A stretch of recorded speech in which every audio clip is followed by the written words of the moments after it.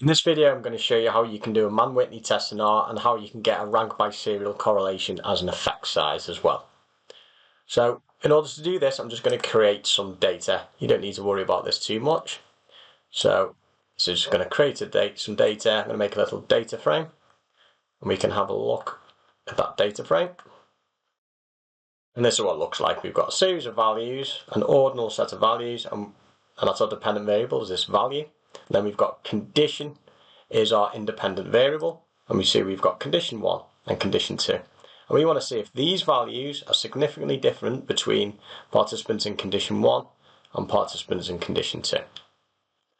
I'm going to use the attach function, so I don't need to tell R where my variables are each time.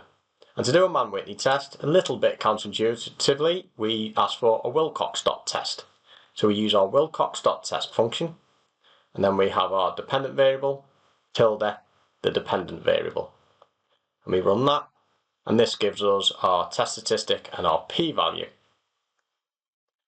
Now, we do get this warning message. It's not much of an issue. If you don't want that warning message, we simply type exact equals false, and it won't try and produce us the exact p-value, so we don't get that warning message, but nothing changes otherwise.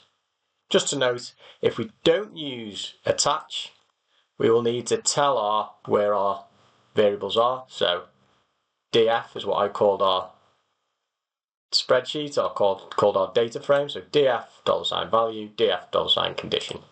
And again, that'll just produce you exactly the same results again. So we can do our Mann-Whitney test, but we want an effect size. There's lots of different effect size options. The rank by serial correlation is a nice neat one that's quite commonly used. We need the effect size package to produce this, so you'll need to install that if you haven't installed it, and then we need to pull this out of our library. So we just say library effect size, so we can activate that.